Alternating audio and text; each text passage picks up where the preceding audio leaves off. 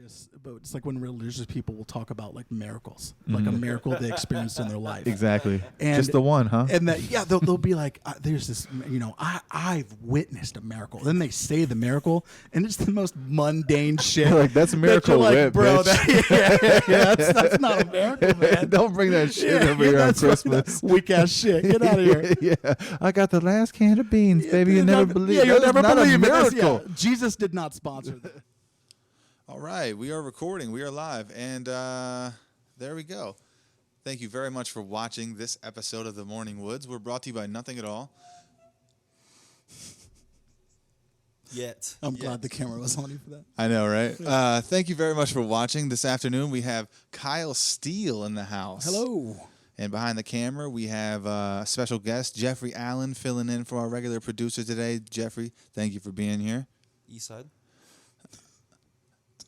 All right. All right. That threw me off, too. Yeah, he's like a gangbanger. I'm like, thank you for coming into my home where my children live. He's like, yeah, he's throwing up gang signs in the back. Are you crip walking right now? When I pulled up, there was a moped that was going. Have you seen a moped in your neighborhood? It has a sidecar. He carries his little doggy. Is that what it is? Just like Barbie. Are you you're being serious? No, I haven't seen it. Okay, because I was like, I don't know if it had a sidecar or not. Is it but I got out of the car and I heard like just a weird vroom, where I'm like, that's not a car. Yeah. I don't know what that is. And I looked down and I saw like one headline. I'm like, that's not a motorcycle either. And it was just a moped. And it was like two people on it. And like one of the guy that was driving was big. There's a lot of teenagers around here. I mean, a ton. And they're always partying and running around in like golf carts and like little fucking ATVs. So that's what it is. Yes, dude. This is that's exactly what it is. This is a strange little town, actually. It really is. It really is. It's interesting living. So I like to people watch. I like to just, like be at the grocery store or whatever and like just guess what type of people they are or what they're doing when they leave. Whenever we go on trips, my wife does this really weird thing where she like we'll be out like in the boonies, and she'll be like, "What do these people do for work?" And I don't know why she's obsessed with it. Yeah. But like as soon as we get out in the country, she just starts talking about like, what do these people do for work? Why, like, if you live out here, and then like I would always just like dismiss it, and then now I'm like, seriously though, like what do these people do for work? Like what do they do? Yeah. Like there's nothing out here. I like know. when you get like 3 hours outside Dallas, like as you're coming down like I-10, there's nothing. There's so many. Think about Alabama. There's nothing. Or any place like that that's like that far south where there's just miles and miles of road and there's just people country. just fucking living there. They just live there, and they eat at those fast food restaurants and those gas station chicken houses. But the thing is like somebody's paying those bills. You'll be in these areas where that's not even. There's no gas stations. Oh yeah. There's no fast food places. There's no. You haven't seen shit. You think that's for like generational 20 miles, money? and all of a sudden there's a trailer. Yeah. And you're like, what is this? Yeah. I have no idea, man.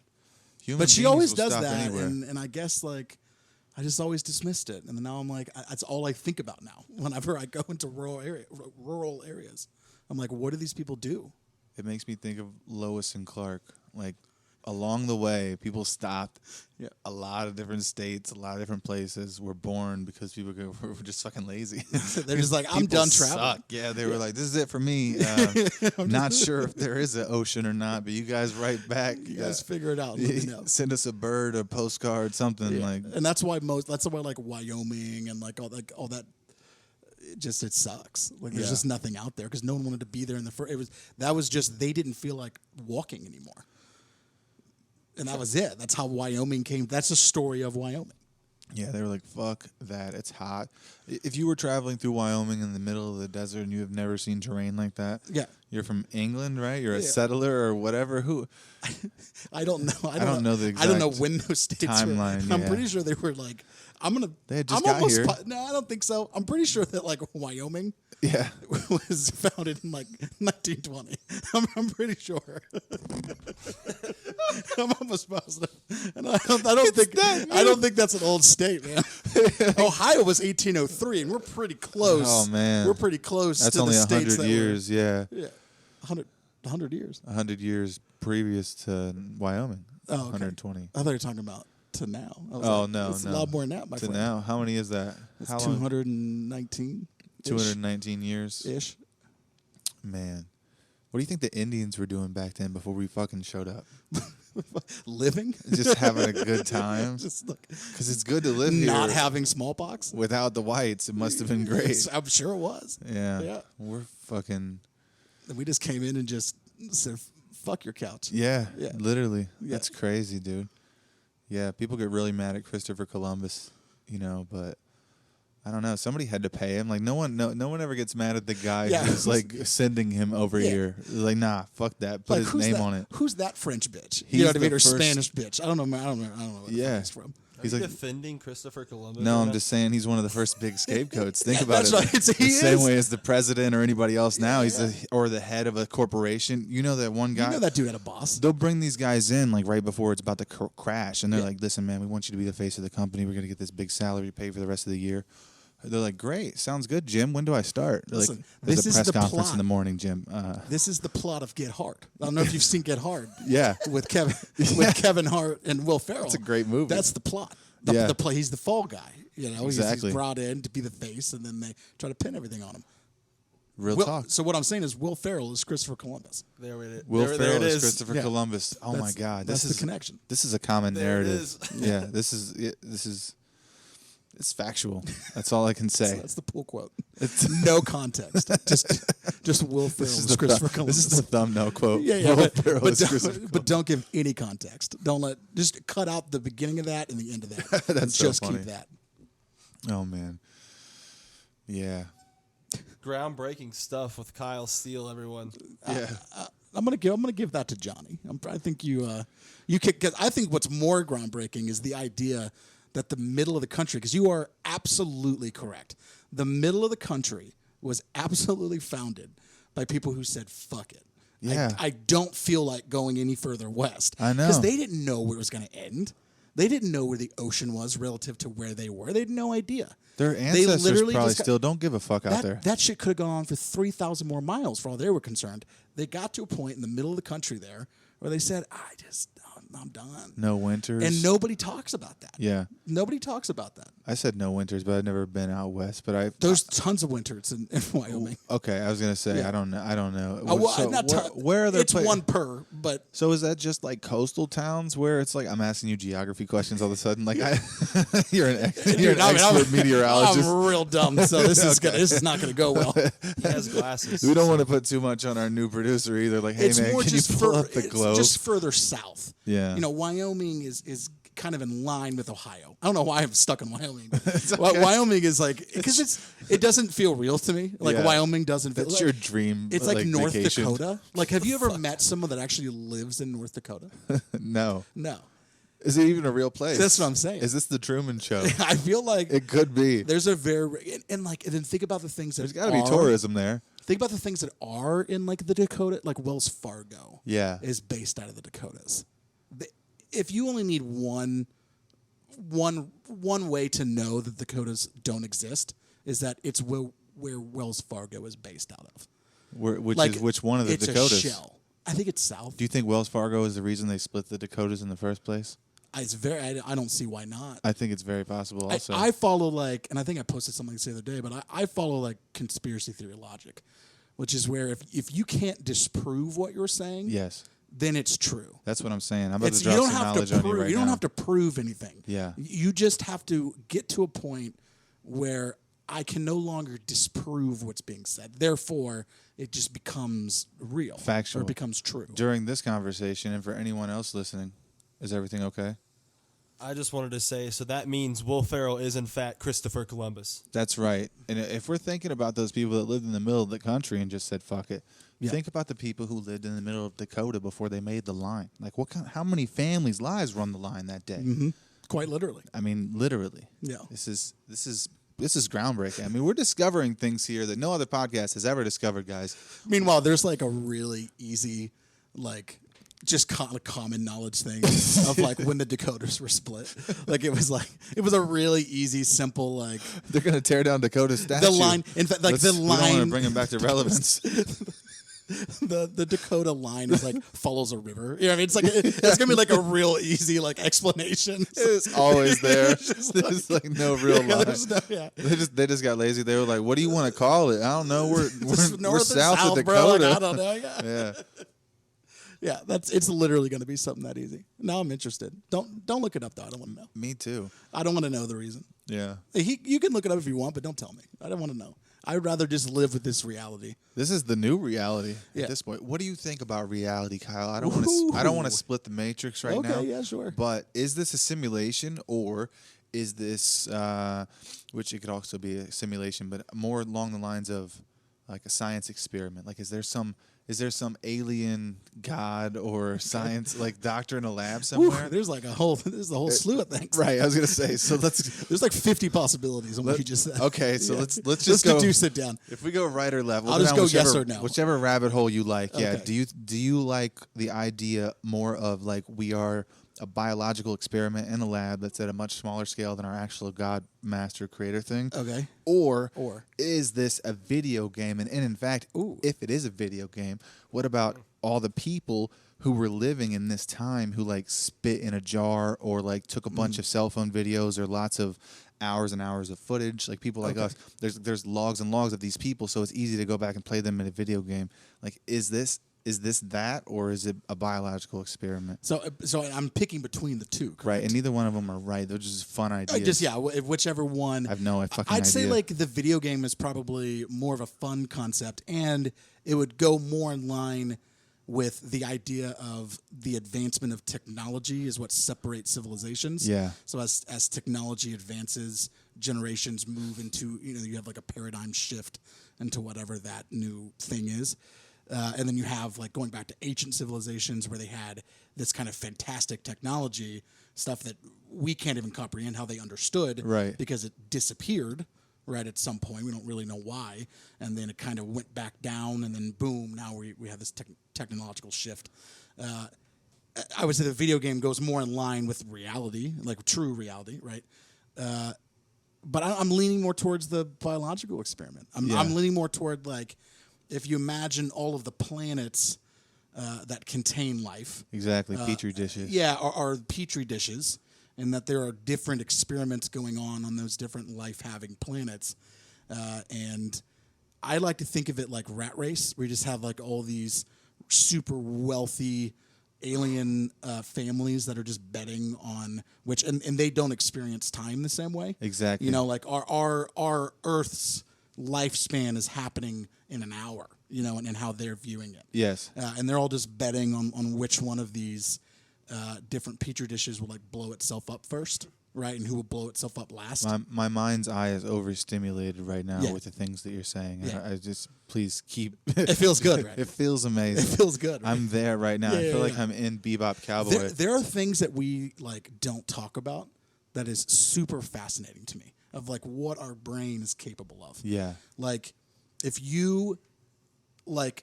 You don't have to close your eyes or anything, but like, and if you're listening to this, you can do this too. You can do this anyway, right? If you're driving your car, close your eyes right now. Exactly. say in your mind right now, what's a phrase? Give me a phrase. Hello, darling. Hello, darling. Right now, say hello, darling in your mind. Now you heard something, right? But it wasn't even in my voice. How fucking weird is that? What is that? No. Watch this. Say it in your mind. Now say it quieter. Yeah. What the fuck is that? Yeah. How weird is that? Yeah. Now, right now, picture an apple right in front of you. Okay. Okay? Really think hard. Picture an apple right in front of you. Yes. You can see it. Even if it's just a glimpse and it's kind of translucent or transparent. I'm very connected with I could see it very good. I have a very vivid imagination. I'm pretty similar. I can see something that's much more. Some people, it's more kind of translucent. I have a connection. Like I could see both. Like I'm a really good at being in reality and also being over there, wherever that is. Whatever that is. I'm very much connected to But like, both. how weird is that? I don't know. Like that our brain is like capable of doing that, or even just like bodily, like if I say like, do you have to shit right now? Yeah. There's this thing that when I ask that question, it's not happening up here. It's not happening in your brain.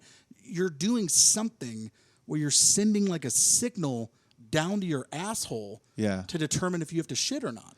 The way that you're It's describing it, and like with the topics we've already been discussing, it's almost like it's both. Like it almost like the real reality is this is a video game to aliens, which on us is a biological experiment. So we are these living, like lifeless bodies or creatures that they have a symbiotic relationship with, which is that of probably the brain. Most likely, right, with some jellyfish crazy creature that came out of the ocean and started crawling around and found a monkey, got inside of it, and then we started fucking with our mushroom dick, right? So I just want to say real quick, I don't believe any of this. No, of course not. Just in case. This is just but this is fantastic. I was gonna say this is just like a writing experiment. I don't know if you ever do that when you were in like English class and shit, and your teacher would be like, write something like write some. He's trying to fix his mic. That last time was just to be funny. Okay. Yeah, I'm trying. I don't know what's going on. It just keeps flopping around like a. It needs to be tightened on the side. Did you get that on camera? I hope so. Yeah, thank God you're here, Kyle. Thanks. Yeah, you're welcome.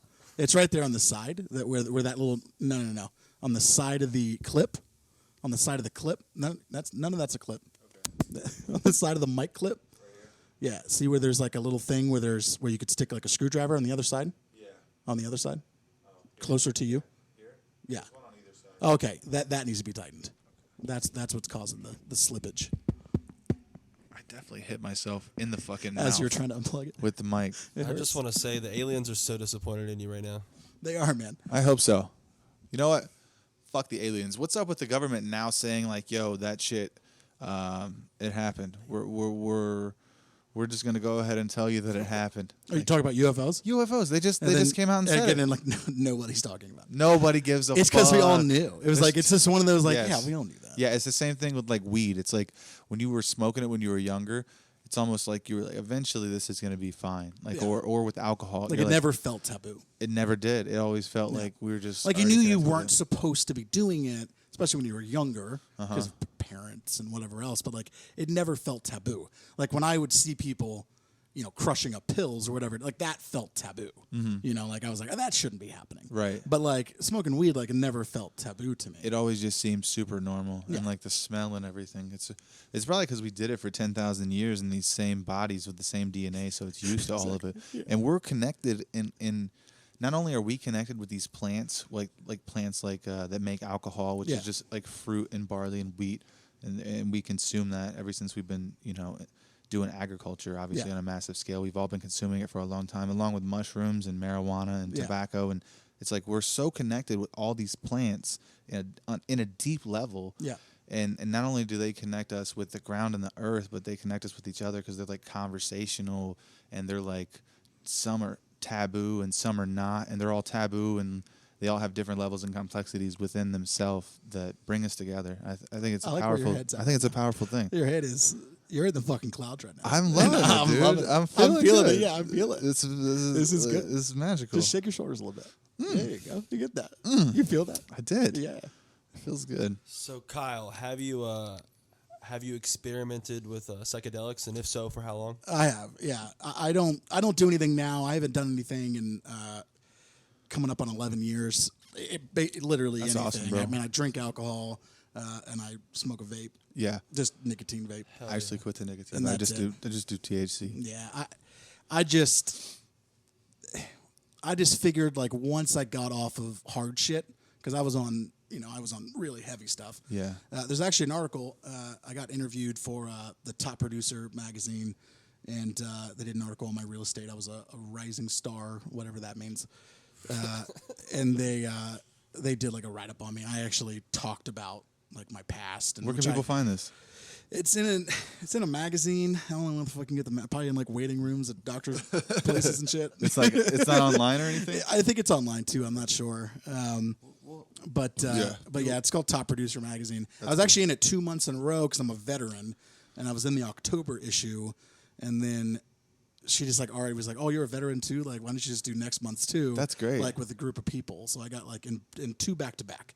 I'm pretty sure I'm the first person to do that. Wow. So, Hell yeah, dude. Yeah. No, Put that on the mantle. That means something. Seriously. Yeah. Did you get a copy and everything? Yeah, I You got keep- copies You of keep it. it at the house? Yeah. Yes, Yeah, that's I got a copy. fantastic. I would too. We I got would hang pictures it up. taken with the kids, so they got to be in the magazine too. Oh, so they wow. love to like see like their face in a magazine. And Yeah. yeah. Dude, kids love seeing themselves. Like, yeah. fuck a movie. They want to see when they were kids, Oh, or when they were dude, little or babies. They fucking love The it. videos. That is their favorite. My daughter, just she's so nostalgic. It's Yeah. so funny. Like, and if I want her to watch something, like I wanted her to watch Good Burger so bad. I was like, it's such a good movie. I want to watch it right now. I was like, oh, I know I can get her to watch it. Harper, this was one of my favorite movies when I was a kid. And then she'll watch it. Yeah. Because she's just like nostalgic. So Like, she wants to be a part So of I just it tell her everything. 'cause it's like, iconic. I'm like, you got to watch Space Jam. It was one of my favorite movies as a kid. Yes. And then she'll watch it. So I got her to watch like Oliver and Company and like James and the Giant Peach, like shit that I liked. I do the same that thing. I get her to watch It's just almost because like- she's nostalgic. Yeah, and then as they grow, also you can kind of have conversations with them about those characters Yeah, and like 100%. the stories Yeah. behind it. It's really wild what you were saying about time, because time transcends so much that even a child has a concept of losing it when they see themselves just a few Yeah. years before, and it's like it has such a grip on us, and it's all we really have. Bro, when I told Henry, now granted, I will say my son, bless his heart, he's not the smartest. Yeah, me too. He's like my son either. To be fair, he turns 5 tomorrow. Okay, So his birthday's tomorrow. So happy birthday, Henry. happy birthday, Henry. Turns 5 tomorrow. I don't know. Verdict's out. He's not very bright as of now. Yes, So we'll see where it goes. it takes boys time. But that's part of it. Yeah. Is I just think boys are just dumber longer. They you know? are, dude. Like the girls just grew out of it super quick, and like they're both like Harper's just like so smart. Yeah. And like learns stuff really easily. Has a really good memory. Remembers faces and That's names your oldest? and places. Yeah, that's my oldest. Yes. And she's 6, so she's barely older than Henry. She's only like 15 or 18 months older than Henry. Yeah. So it's just like, boy, like I remember when she had just turned 5, and it's two different humans. Two you know different- what I mean? It's Girls are just- so it's much two easier, different dude. humans. Girls are they're so much more mature. But when I told him, he asked, I can't remember what we were talking about, but somebody said, I don't remember. I don't remember the context. Yeah. But it was something about before he was born, and he asked where he was. And this was like a couple days ago. And I said, oh, you weren't born yet. The look in his eye when I said you weren't born yet, it was like someone seeing like the sun for the first time. Yeah. You know, like, and trying to comprehend What life was like what before that him. is. Yeah. He was, I could see it. Like he was genuinely trying to figure out like what that meant. It's almost That, like like, he went something- backwards 5 years in his mind and back into the ether. Right. And just like into the fold. Yeah. Like I could see it. Like when I said that, when I said that to him, he kind of like looked at me, and then like as he's looking at me, his eyes are unfocusing, and then he just starts drifting up, and then he popped back down, and then said something completely different and like walked away. But like in that moment, I'm like, all right. Yeah. We brain just came online. We just built some things there. Yeah. So we need to keep doing this. Yes. So I'm gonna start talking about the petri dishes. We're really gonna like try to build those wrinkles and see Yeah. if we can get him online. I don't know about you, dude, but I didn't really start giving a fuck until I was like 28. I just never. I don't. So he's got time, bro.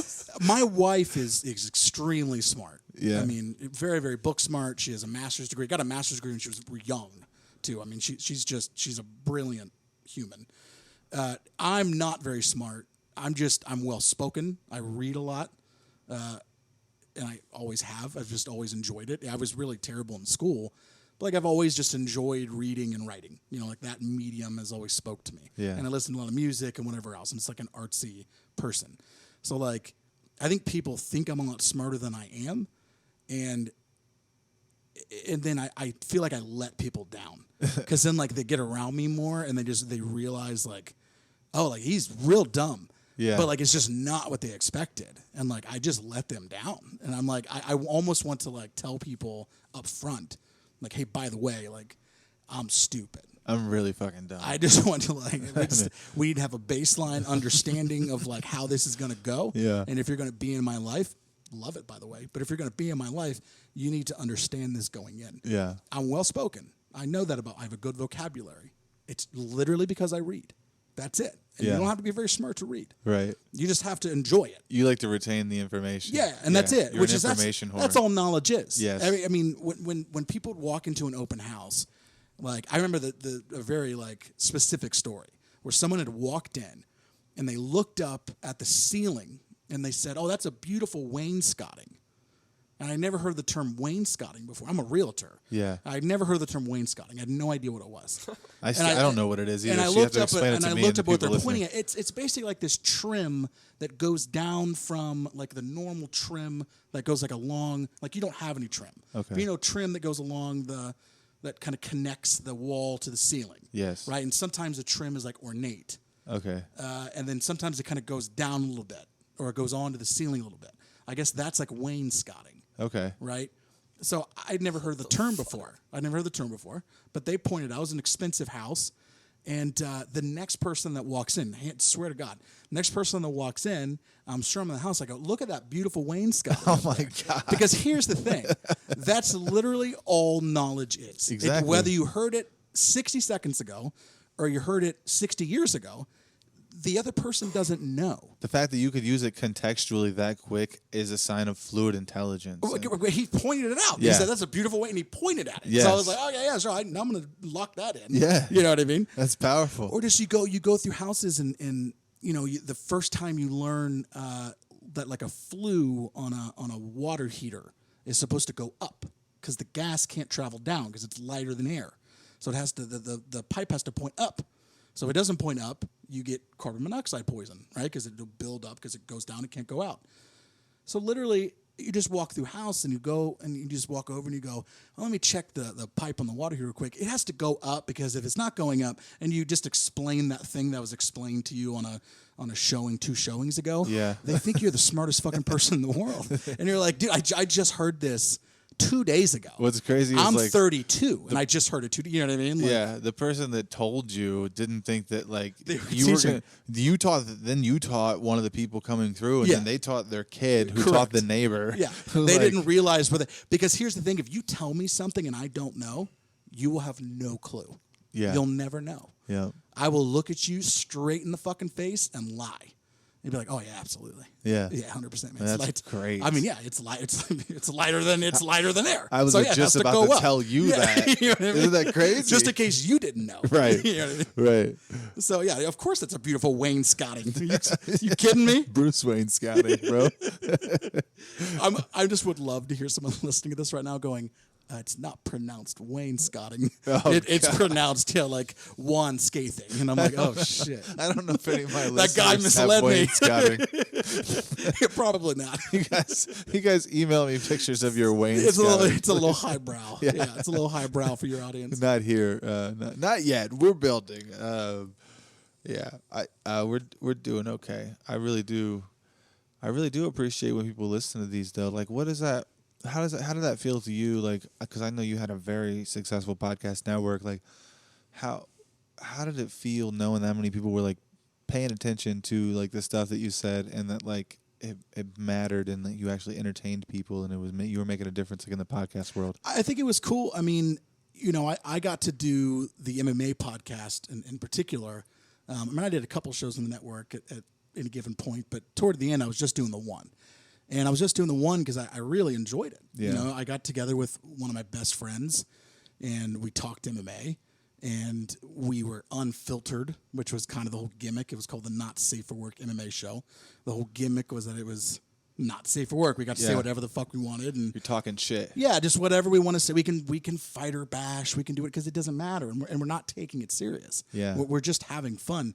So I think there's a joy when you're able to reach people because you get a job, say, in the public light, where you're a news anchor or you're whatever, right? But you're presenting like a specific part of your personality. So like on some level, I think it's hard to like really be jazzed about your prolificness because it's like this one piece of you that's like getting the attention. Yeah, it's a very small piece of what you're doing. Where to like have the podcast be successful, it felt good because like that's me. Like that's how I talk. This is genuinely one of my friends. Yeah. We're having a conversation. I don't give two shits as to whether the conversation's interesting to the people listening. That never factored into my decision making. Well, it's not factoring in right now. I don't care. I don't even know what the fuck I've even talked about. Me either. I'm just having a good time and I'm talking, and I hope that people are enjoying it, like on some level. But like, so there's a lot to gain from like somebody enjoying what you're doing and getting some type of notoriety, however small. But you're getting it from you being you. Like it's so much more valuable. So I'm pretty sure you fucking busted your lip, by the way. You got a little spot on the top. Is it? I hit myself with a microphone. And it's like a little swollen too. I got a little shiner. You know what? I did it for the aliens. Whatever, That's bro. what it was. They try to knock that was my neuralizer. That was it. They're like, hold on a second. He's too close to it. Yo. Yeah, he's too close to it. Yo, me and my buddy, when I was like a teenager and I first started smoking pot and like we started getting into like conspiracies and stuff like that. Whenever we would go deep into like conversations about things we know nothing about, kind of like you and I were, like in these ridiculous tangents, trying to discover reality. It's like something would always happen, right? But then things are always happening all the time anyway. Like but it gets so heightened. Have you ever done? It's up here. You're like, that cat just jumped. The aliens sent the cats in. As soon as I said Illuminati, tell me how many fucking cat Dude, jumped. that's what I'm talking about, bro. It's so fucking funny. But yeah, I used to really get into that and just like it made me laugh though. Well, it's like when people talk. I'm not religious, but it's like when religious people will talk about like miracles, like a miracle they experienced in their life. Exactly. And, just the one, huh? And that they'll be like, there's this, I've witnessed a miracle. Then they say the miracle, and it's the most mundane shit. Like that's a miracle like, whip, bro. bitch. That's not a miracle, man. Don't bring that shit over here on Christmas. Weak ass shit. Get out of here. Yeah, I got the last can of beans, baby. You never believe. Yeah, you'll never not believe a it. miracle. Jesus did not sponsor that. Don't get out of here. Yeah, she's like, no, but I had to fight off a guy named Jesus. He's like, oh, we're getting closer. We're getting closer. Yeah. It's like this is the most mundane shit. Like everyone said it wasn't gonna rain, and I walked outside and I just wanted it to rain, and it started raining. And you're like, I was listening to the It fucking Temptations just rains, before bro. that, Yeah. and she's like, it was a synchronicity. I swear to fucking God. right as they snapped, it just Yeah. yeah. Man, that would be fun to be Otis Redding. Did you ever watch that movie about them? Because I know you're a huge It's film so buff. sad. Dude, when When he kills himself in the car. That's not It's my favorite so part of the goddamn film. sad. Okay, Yeah, that's not so my goddamn sad. I'll tell you my favorite part first. All right, Okay, give it to we'll me, give give him it the to me, good give it to news me. first. Give it to me. It's when Otis leaves the band and he's getting really bad on heroin, and they're back in Detroit. They're doing a tour, but they come back into town for a show. Yeah. And the guy who is taking Otis's spot Yeah. in the band is headlining with them that night. And Otis slides in during the show on stage during a live performance. Yeah. And this is history. This Was is that when Daniel Ruffin took in? Yes, Okay, David yeah, Ruffin. yeah. Oh, David I'm sorry. Ruffin, David Ruffin, I'm David saying Otis Redding, and I'm mean David Ruffin. conflating it with David Ruffin. Okay. I'm sorry for the people listening at home. David Ruffin was in the Temptations. So Yeah. David Ruffin slides onto the stage, Yeah. takes the microphone out of the new lead singer's hand, and Yeah. finishes his own part of the song that he wrote himself. Yeah. And it was beautiful, bro. It gives me cold chills just thinking Yeah. about it. It's one of the greatest scenes in a movie. What's the saddest scene of any movie that you've ever seen? Mine, it's so easy for me. Okay, man, that is hard. I'm gonna have to say I don't know if this is the saddest because I'm sure I could think of something else, but off the top of my head, it's like the mom in What's Eating Gilbert Grape, and also Leonardo DiCaprio's character in that and what he went through as a kid. 100%, dude. So sad. I don't It's a even lot. like thinking about that. That's tough, dude. Yeah. That's a tough one. What about you? When fucking Heroin Bob dies in SLC Punk. Oh my God, I can't believe you said that. We talked about this last time we were hanging out. Oh my God, bro. That's one of the greatest movies of all time. It's- Matthew Lillard transcended I mean, it is. through our childhood. I mean, and even until now, he is now the voice of Scooby-Doo. Yeah. He's the first person to ever do the character in real life, and now he's replaced Casey Kasem full on.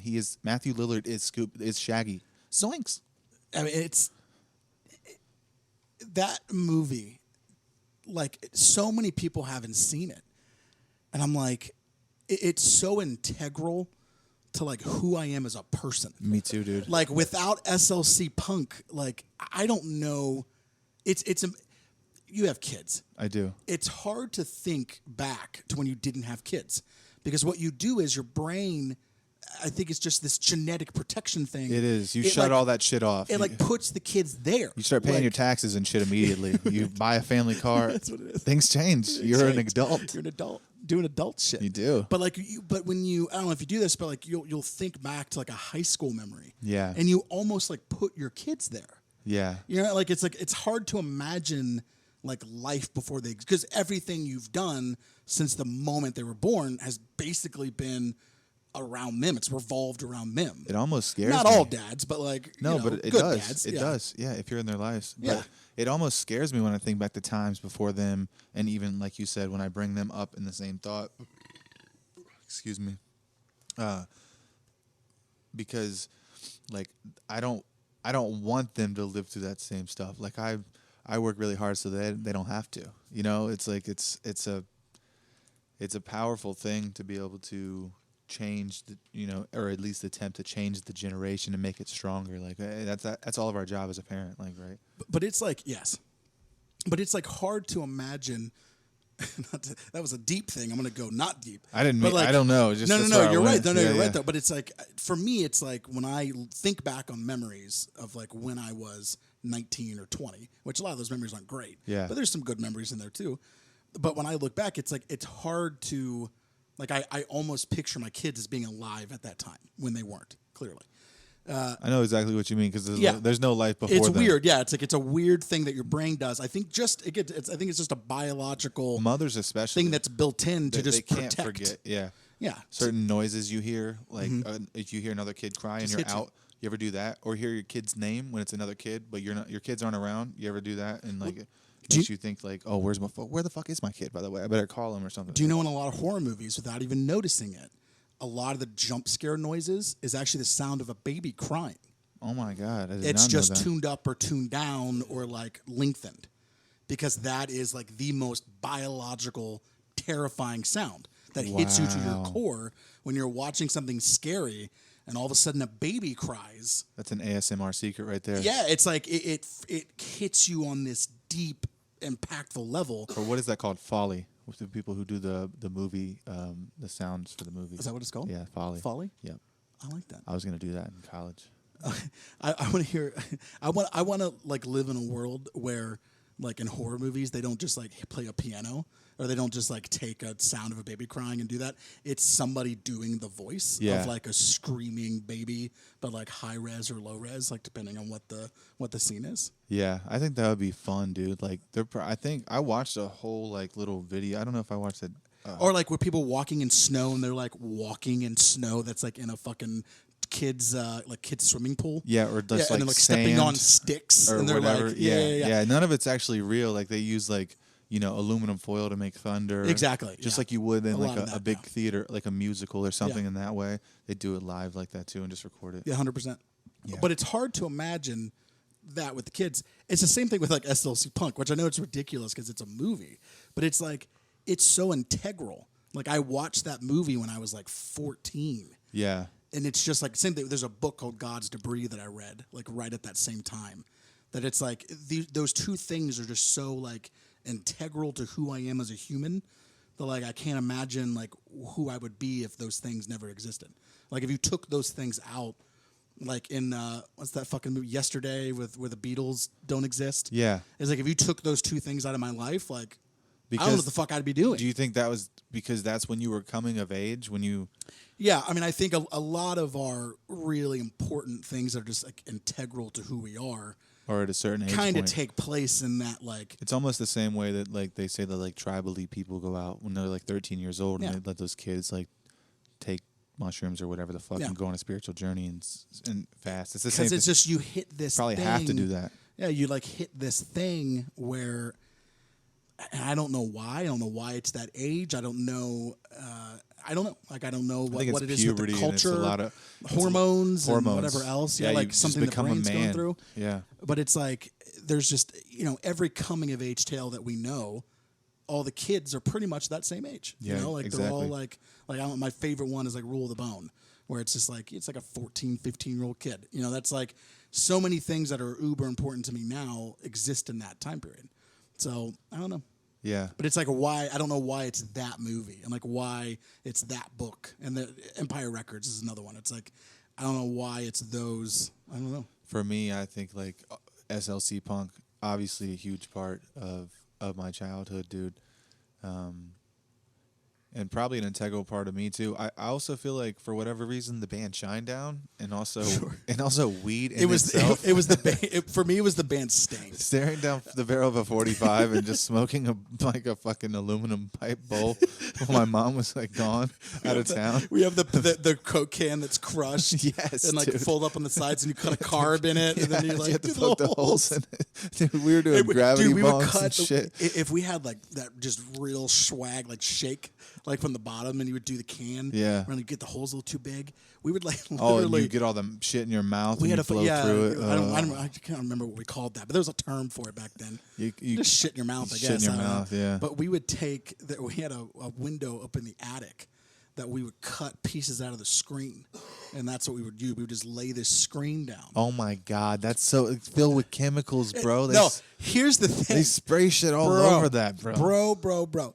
The house said, I "I'm dumb" earlier, The now I'm house, like, the all right. house I lived in was built. I swear to God, before like Ohio was founded. So it you're was talking- such an old house in Xenia. So it definitely has. How do they say that? Oh my the shit Lord. in the attic. What do they Whatever say? the It was killing asbestos. Oh, this was before asbestos. You dude. have to know about This was asbestos when 'cause they- you're a realtor. This was when they used like fucking dead crickets to like keep the fire out because a fucking witch told them that. Like Do you guys, it's like do you guys still give a fuck about that in the realty industry? Do you still have to check for asbestos? Oh, yeah, Or is that's a thing yeah, still? if the house is Is a certain age? It's pretty obvious to see, like the tiles that it's in. The are, like, dead body. They're all the same size. The chalk line. The guy, the child. You meet their son, and you're like, ooh, there's asbestos here for sure. Yeah. Well, you can't judge by the son. If they have a daughter, it's like, okay, yep, no, for sure. Imagine the guy had to sell Brittany Murphy's house. And Oh, shit. fuck. like, do you guys have to tell people? Can you be honest? Like, I gotta know. Like, do you have to tell people if someone died in the house? if you have not, I sold a house where somebody had committed suicide. Yeah, that's true. Now that did they ask? Is it don't ask, don't tell? Is it like an open relationship? 100%. If somebody asks and you have knowledge of it, you just be honest about it. Yes. But yeah, that's it. You don't Did have they to ask? disclose it. People did, because somebody who was actually wanting to buy it, I think the person that actually wound up buying it, I don't remember. There was like a bunch of offers that had come in, and like a couple of them were people that lived in this neighborhood, so they already knew, because it's just like everybody just knew in the neighborhood that this had happened. Yeah. So they actually had mentioned it before. They didn't even like ask. They were just like, by the way, we already know the story. So like, we're not going to get like spooked if we find out later. You know what I mean? Got you. So I don't remember exactly the person who bought it. Whatever, I don't know. But yeah, that is a thing where like if someone asks I've always you have wondered. knowledge of it, you have to disclose it. Yeah, even if it's just like an old lady or whatever. Like, do you believe in ghosts, or what do you make of all that? I'm like on It's this. getting spooky. I'm on this like thing where I've technically had an experience No way. that points itself to the existence of ghosts. Okay. Yet I wouldn't say that I believe in ghosts. Okay. So if that makes sense, I'll tell you the story. You felt some energy. I'll tell you the story, Please and share. you can go with it however you want. Okay. Okay. We were eating lunch at the Golden Lamb. I was probably, you know what the Golden Lamb is? No. It's in Lebanon. shit. It's this really old hotel. A bunch of presidents have stayed there. Okay. Like going back to like fucking Roosevelt or some shit. It's like, it's old. It's been there for a long time. And is Roosevelt even that old? I actually don't. I don't know when Roosevelt was president. If I'm being Okay. honest with you. I might have just said You someone. just wanted to say like an ancient person. I wanted to say that an was- older president. Yeah. Like But you've seen them. You've kind seen of pictures of presidents on the mid-1800s, walls and Early stuff like that when you were 1900s, there. Late 1800s. yeah, like late 1800s, Yeah. like presidents who were presidents in that like time period stayed there. Okay. And a lot of they'll put plaques up on the rooms where like certain presidents stayed. Obama has. Some of the rooms have been sealed off, like where really important people stayed They there. got Walt Disney And still actually there. Sealed they seal the room off, and there's maybe some clothes that were left or whatever it is, toys or whatever it is. So anyway, it's renowned as being like one of the most haunted places in the area. Okay. Right? A lot of I places don't, in I don't Ohio. really believe in that shit, but it's like it's known for that. Okay, so I'm going to guess 16. I don't know how old I was, but that's probably a pretty good guess. Might have been a little bit younger. Might have been more like 14, but in that range, 14 So you to were 16. like with your parents? With my parents. It was Thanksgiving. We were having Thanksgiving dinner there. You were touring the place, or you were staying? We were there? having Thanksgiving dinner just to have dinner at the hotel. Okay. But you cannot walk around freely and see all the room. You can go all the way out. You can go wherever you want in the Is it hotel. like The Shining? How big is this place? It's pretty big. It's not massive, but it's pretty big. It feels very, very old. And I would say, like, if you're someone who like believes in ghosts, it feels haunted. Yeah. Like it just feels I've been old places, and dude, like where I felt creepy, drafty and like Yes. it's just one of those. So I go to the bathroom. Okay, I'm in the bathroom. I'm taking a piss. I'm by myself in there. It's a small bathroom. It's not a big bathroom. There's probably 4 urinals and like 3 shitters. Okay, everything's closed. Everything's whatever. Okay, just walk in. I'm taking a piss, and all of a sudden, a slam happens right behind me, and I'm still pissing. So I turn around real quick, and then I actually see the stall door open and then slam again. And that's what the sound from the was. inside. Yeah. Well, it like opened and shut, like right in front of giving me. me chills. So I ran out of the bathroom, and I like still had my pants down. So I like ran out of the bathroom, and I'm like trying to pull up my pants, and like I ran out. Did of the you look hotel. to see if someone was in the stall, or No. you just felt a presence though? I didn't feel shit. It You just just saw scared the it. fuck out of me. Yeah. Yeah. Because I heard it and I turned over real quick, and then all of a sudden the door opened and then closed again. I didn't see a hand or anything. But it could have been from the inside. Someone on the inside of the door. No, because it opened all the way. Oh, and you're then saying like closed. the actual door itself, or the stall? The stall door. And you were in the bathroom alone? Yeah. Oh my god. The stall door opens all the way. There's no hand or Behind anything, you. and then slams. Oh my god. So then I turn over to hear like what the fuck just slammed, and I actually see the door open and then slam shut. Oh, dude. And there's nobody in there. So I don't know. Now, again, given that experience, you'd think I'd be like, oh, of course I believe in ghosts. I don't know what that was. Mm-hmm. It's hard to say that's like a draft because like it's a weird fucking draft, like whatever that was. But that's more than likely that's what it was. There was just some weird fucking wind current that just took this door open and then closed it and took it open and closed it. But we need explanations in our mind, and I think we just jump to whatever's convenient. Because it's almost easier. It's a funner idea too. It's to explore that, Yeah. and outside of your mundane reality, you're like, Yeah. oh, I get to have like a different kind of experience. It'll make you remember the experience more almost. Well, and we also have this thing where we want things to make sense, Yeah. which is why conspiracy theories are so attractive to people. We also want things to be significant too. Yeah, significant as well, right? Yes. Everything has this deeper meaning behind it. We want it right? to. Like, take the JFK assassination, right? What happened in the JFK assassination? Let's open that can of worms. Yeah, 100%. What happened in the JFK assassination was that Lee Harvey Oswald climbed up into the building, the book repository, whatever the fuck You're it saying was. the official story. Is what I believe. Yeah. You believe the official 100%. 100%. You believe that one bullet. You believe that the magic bullet theory is correct. Then that's what you're saying. If you believe the official story that Lee Harvey Oswald killed JFK Yeah. and also shot the vice president, or is it the governor? The governor. The governor of Who was Texas in the front seat. at the time. So he Yeah. shot both of them with just one bullet. Well, And first of all, the bullet never fragmented or mushroomed. yeah. So here's the thing with I'm pretty sure the official story is not what you're saying No, because he fired more than one shot. he fired more than one shot, but only one bullet. Only one bullet. That's the official report. But from- it's also very bullets absolutely travel through people and don't go into other things. Right, they definitely do that all the time. But the bullet itself, which was what was crazy, they found it on the gurney of the vice president because it actually had killed Kennedy, went through his head, went down into the car They said it went through the seat and then bounced up through his abdomen. It went out into his leg, I believe, and then came back through. He had like 3 bullet holes in him, the vice president. Uh-huh. So how did that one bullet do all that? But the fact that I believe that it could have, Yeah.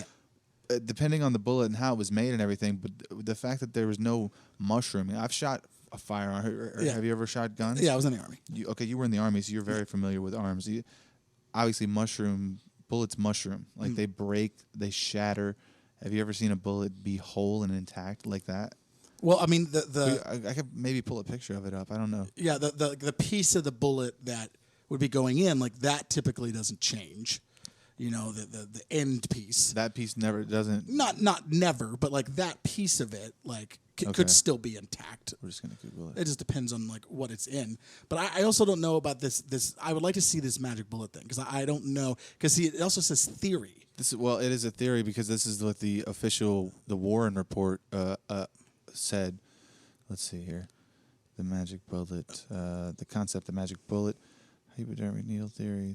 No, this is not. So JFK. Let me write JFK. Yeah, so go magic bullet JFK. JFK, because obviously it's too many things. Single bullet theory was introduced by the Warren Commission, of course. Okay, so explain what happened. The bullet that struck Kennedy in the back and exited through his throat, given the lack of damage to the president's limousine, consistent with it having been struck by a high-velocity bullet, and the fact that Texas Governor John Connally was wounded, was seated on the jumper seat in front, slightly left.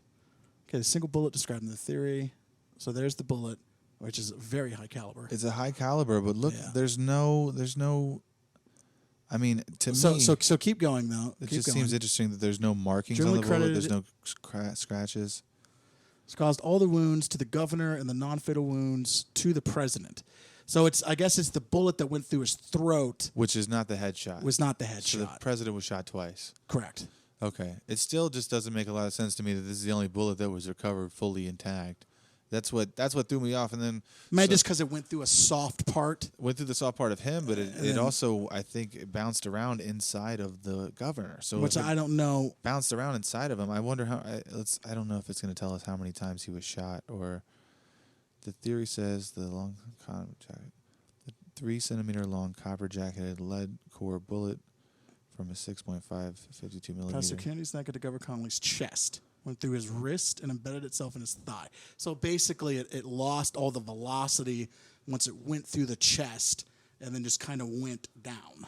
Okay, so I guess if it peeled through the president's neck and then if it didn't hit anything when it came out of his chest, I don't know. It's like I don't know. I guess Well, so it's not that it didn't hit anything. It when it went into the chest, that's when it lost its So this is velocity where it and gets it dicey. traveled down. It says, if this is so, this bullet traversed through 15 layers of clothing, 7 layers of skin, 15 inches of muscle and tissue. It also struck a necktie knot, removed 4 inches of ribs, shattered a radius bone. This one bullet was found on a gurney in the corridor at Parkland Memorial Hospital after the assassination. The Warren Commission found that the gurney Intact. was the one that carried the Governor Conley. So this bullet became a key exhibit for the commission. Its copper jacket was completely intact. That's so weird to me. It appeared to be normal. The tail was compressed laterally on one side. So here's the thing. Okay, so let's go with this. This piece of it could just be completely incorrect and not a conspiracy, but that they never found the fragments Yeah. that had gone through the throat or gone into him or whatever it was. Never actually found the It's the fragments. only bullet they found in the car. And which It's weird. which is possible. That's more than possible. That's not even like It's possible that if it hit the president's head, even if he only made 2 shots into the car, as many as he fired off, and who knows how good of a marksman he really was. No one really knows, right? We can't say for sure. So he could have been a great marksman. And if it would have hit the president's head, it could have easily shattered and not made, right? It could have hit the skull. Well, I believe he fired 2 shots. I don't think he fired more than 2 shots. Okay, so 2 shots. So he hit the Yeah. president in the throat and then in the The head. head, yeah. Yeah. Yeah, I watched it. And then so let's just say that like this piece of it is just inaccurate. Yeah. And it's actually not a conspiracy. It's just inaccurate, and that the bullet actually belonged to one of the service people who had a rifle in their squad car or whatever it was, and just the fucking bullet got put on the gurney. You know what I mean? Like it could mean like a whole slew of things. There wasn't like good CSI back then or yeah, anything exactly. like that You could either. even test shit for blood. They could have found. I was going to say they It's could just have found it anywhere. Which I'm sure it's still around. Did So you ever see the film with like Tommy Lee Jones and I haven't. it's a pretty good film. I want to say who else? Is What are you in it? pulling up right now? This is the assassination. This is what. I Oh, thought this it was the coverage? Walter Cronkite. No, this is like him announcing it. Yeah, this is where Walter he, Cronkite announcing it. where like Walter Cronkite, someone who like really doesn't show emotions. Yeah. Like is clearly like very emotional when he announces it. It's a crazy thing. I don't know if you've seen like have never seen him this. announcing it. Yeah, here it is. Yeah, like Walter Cronkite is like holding back tears. 3 shots. In downtown Dallas, the first reports say that President Kennedy has been seriously wounded by this shooting. Seriously wounded. They didn't announce he was dead yet. Yeah. So then they cut back to the regular programming. Back, reporting from the CBS newsroom, complete with rotary telephone. I remember my mom talking about Walter Cronkite when I was a kid. I mean, it's just like he was so trusted. Like everybody just, you know. You used to be able to watch the video on YouTube, the actual assassination. Almost I exactly don't know if 1 we could hour. find it. National Geographic. They'll show that shit. Yeah, they will.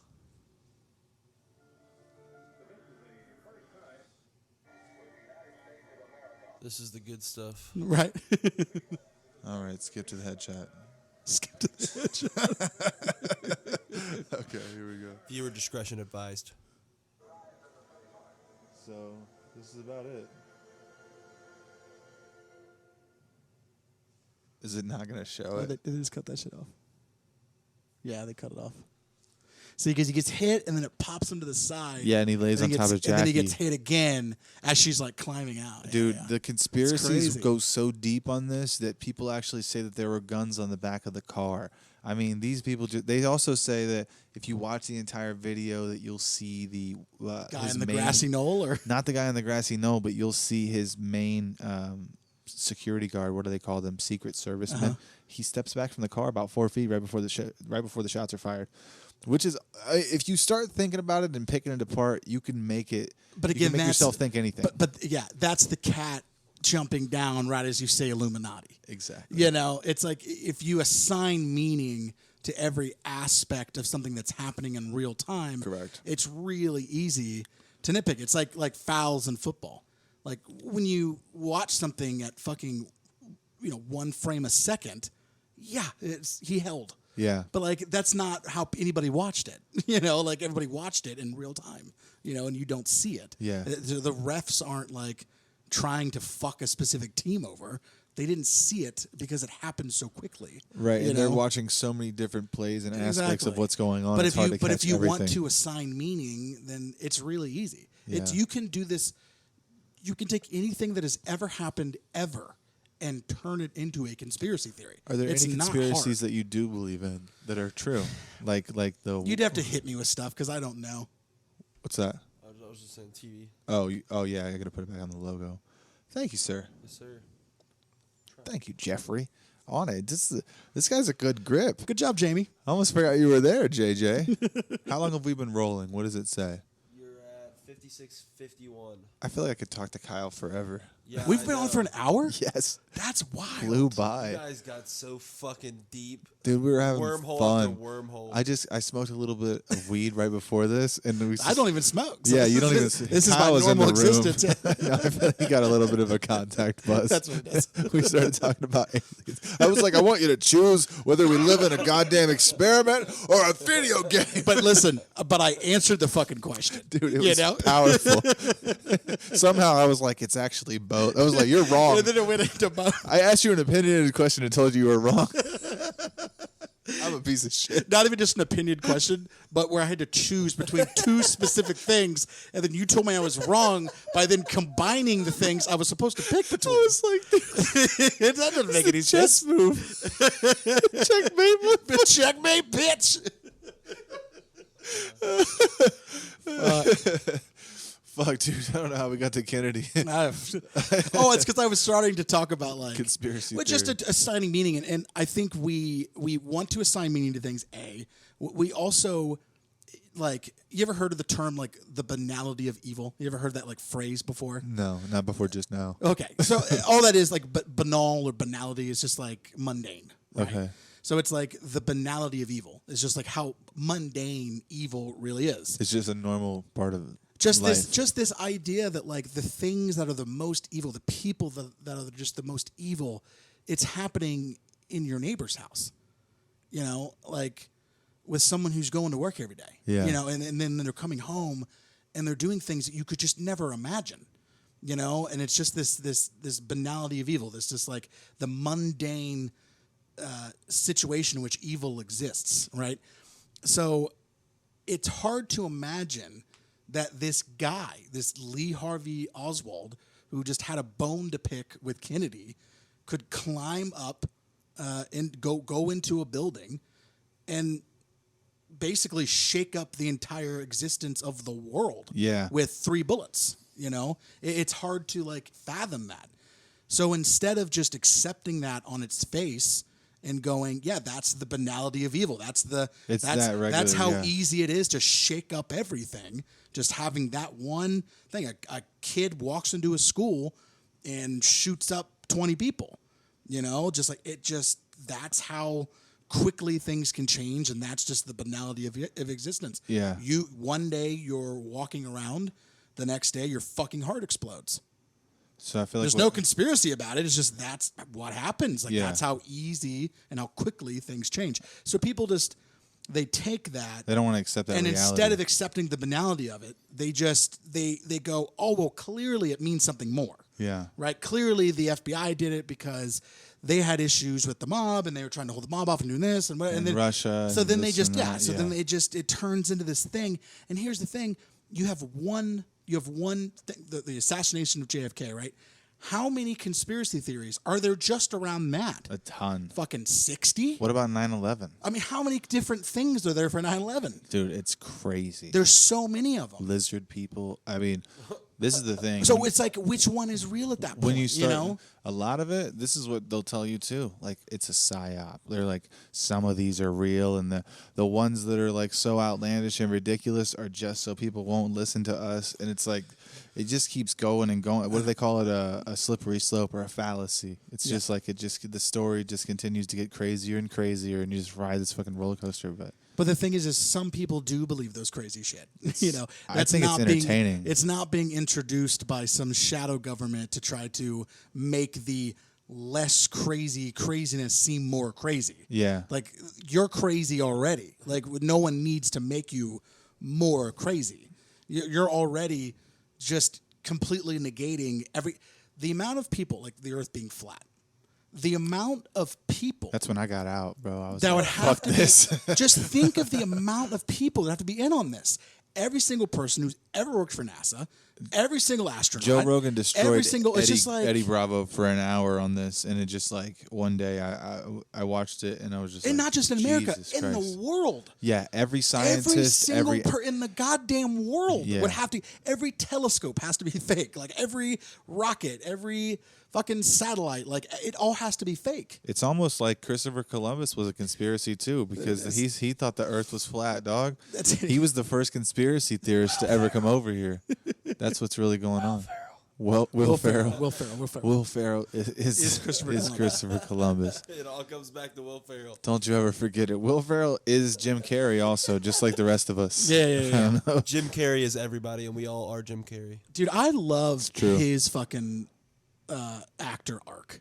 Yeah. I think he had a great actor arc. Yeah. Of just like doing some of the dumbest movies ever that somehow still kind of hold up and are funny. Well, we talked about Matthew Lillard earlier, but if you're talking about like iconic people who you couldn't have had a childhood without, think about like Jim Carrey, dude, the Cable Guy. But then you kind of grow up with him a little bit. Like he does movies like The Majestic. Ventura, The Majestic. You know? Eternal Sunshine of the Spotless Mind is one of the greatest films I've ever seen. By far, my favorite writer ever. It was amazing. Is Charlie Kaufman.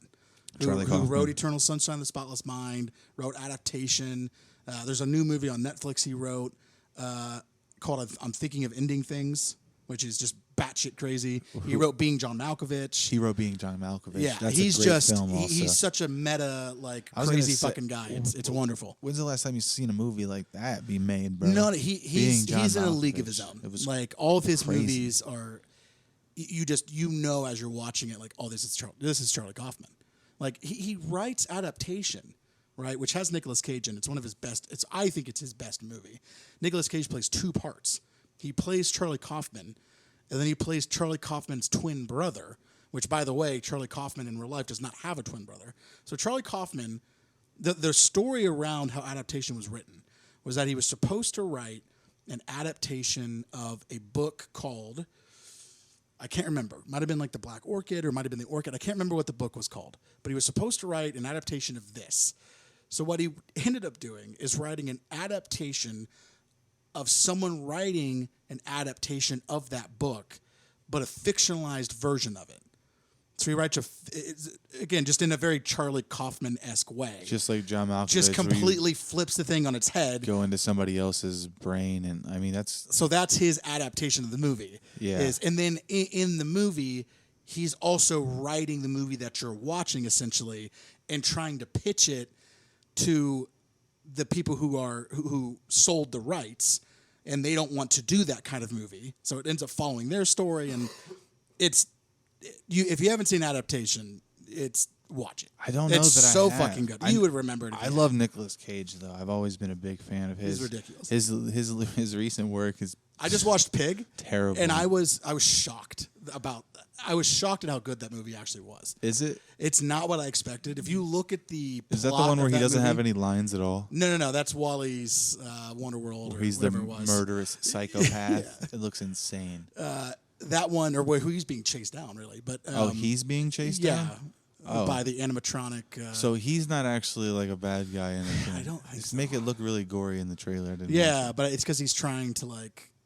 I think he might have been a criminal or something, but like this Wally's Wonderworld or Wonderland or whatever it was is like coming to life and like trying to kill him. Oh, I might watch it now. But before that, it was Mandy, which was fabulous. I loved Mandy, and I thought Pig was really good. It's a little bit boring, probably a little bit, but it's when you read the description of the movie, you're like, this is going to be fucking awful. Like it's Nicolas Cage and someone steals his pig, and he's trying to find him. That's like, it. You're like, it's like it's Taken but with a pig. Like there's no way this is going to be Is good. it action though? It's good. It's a good movie. But that's not what it is. It's not Taken with a pig.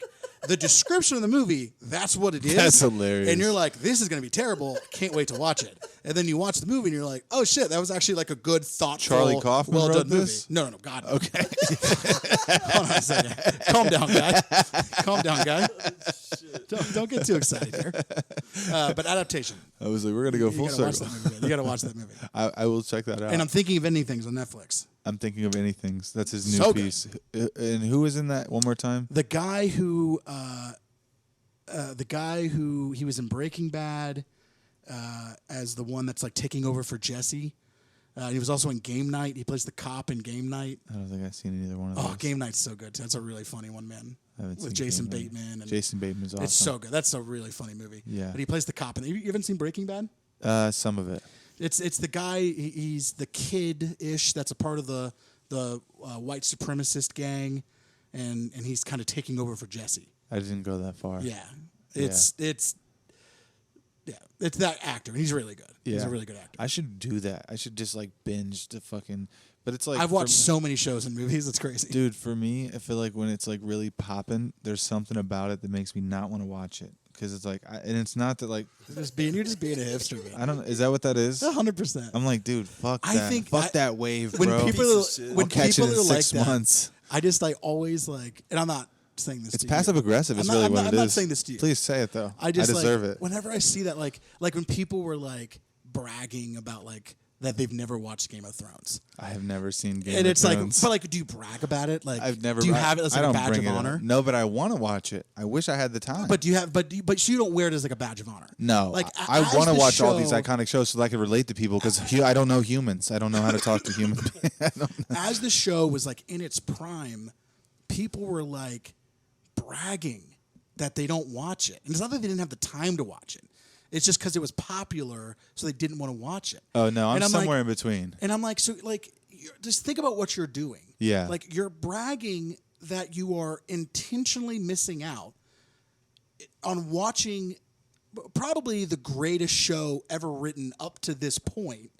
You know, and you're missing out on that in real time because you think that's cool. Yeah. Like, how's that cool? Like, and there will be shows that come along that are better than this one. But like, as this show was in its prime, it was the best show that was ever written. See, as far as what they were doing, the budgets for the show, like the writing and just the acting and everything combined. Even if you don't, I don't like fantasy. Yeah. But it's so good. Like, I haven't seen it, but I do like. I really love medieval pieces. I love going back and like if you think about like or even like Troy, or any of those movies about like post history or like post this time where people still fought with swords and like they were still battling over land and Sure. that shit's insane. Yeah. Because we probably did that. Again, It wouldn't take much if someone overthrew the government for us to start swinging swords around to get to where we would be used to that shit in no time and people would just be crazy and medieval again. I think it's 100 years. I think it's so crazy looking back on like basically anything before the 1950s, just like how easy it was to commit crime. Yeah. Like Murder you could just on children. whatever crime you wanted to do, you could just do. Like literally, as long as you weren't there by the time they found whatever crime had been committed, you basically got away with it. Are you familiar with the story of Johnny Ghosh? Johnny Ghosh. Johnny Ghosh or Johnny Gosh. Okay, so this is a really popular case in the 70s. People in the FBI don't even like talking about it because it's such a high profile case. So Is this a conspiracy? It's not a conspiracy, but it kind of is. There's a lot of It's been hushed. Is what you're saying. It's been hushed. Okay. It definitely has, and there's definitely proof that I'm like, going to get during- balls deep in this now. during because like I'm the excited. media. You should really look into it I will, because I will. for whatever reason, Johnny Ghosh. Okay, so he goes missing in 1978. He's a paper boy. I'll try to make the story short because it's a really long story and there's a lot of depth to it. Sure. So he's a paper boy. This kid's like 12 or 14, and he goes missing during his paper route. So there was a couple of people in the media or in the neighborhood that had seen some guys take him in a car. Well, the police wouldn't let the mom file a police report for they used to be 72 hours. So When someone went missing. Yeah, when someone went missing. At that time in the 70s, it was 72 hours before they could even go look. The cops didn't give a fuck. They also didn't go and ask any of the neighbors questions, even though they had reported to them that the neighbors had told the parents that someone had taken him. So the police just didn't give a shit, which is not crazy to say that the shoddy police work is going on. Like obviously that happens especially every day. back then. It's a little different now, but like especially back then. Especially back then, Yeah. there's no report of it. Like whatever that kid is a runaway, right? That's just kind of how they looked at it. So he goes missing, and there's a lot of conspiracy surrounding the case itself. But for whatever reason, 2 years later, another paper boy, just a few towns over in the same area, goes missing in the same way, and that kid's name was Eugene something. And so this kid is actually the very first kid to ever be on a milk carton. Because of the legislation that Johnny Ghosh's mom actually got passed, which is that you have to go looking for a child within 24 hours. So that kid going missing is the reason that kids were not only on milk cartons, but also the same reason that people now look for juveniles immediately when they go missing. And eventually, the reason that Amber Alerts were actually created was because of that. Because now it's immediate. Johnny now. Ghosh, especially yes, kids. goes to everyone's An adult, phone. it's 24 hours, but kids, it's immediate. I mean, it's Correct. the moment a kid is missing, we're on the case. Yeah. So if you do look into the story, you'll see that over the years, the kid actually pops up here and there. So like a few states over from where they were, which I believe this happened in Wyoming or Wisconsin. So Montana, Naturally. one of those states out west where people stop giving a fuck. Yeah. Might have been even Colorado, but so this kid gets spotted a couple different times, and there's a few police reports involving his name, and also people write letters to the mom, and it's just this really, really popular thing that's going on, and it gets like there's like a legend behind it almost, and for whatever reason, I think 10 years after they went missing, there's this kid. I don't know his name, but he has like this Italian name. He gets caught in the state prison, and he tells his lawyer he's already convicted of raping a 14-year-old boy. He's a 21-year-old guy at the time. And what this kid says is to his lawyer, after he's already convicted, it's not going to help him get out of jail or anything. Yeah. He said he wanted to come clean. And so he told his lawyer to contact this kid named Johnny Ghosh's mom because he had helped kidnap him and a ton of other kids and had this sex trafficking ring going on with teenage boys, and they were selling all these kids to these rich guys in Colorado.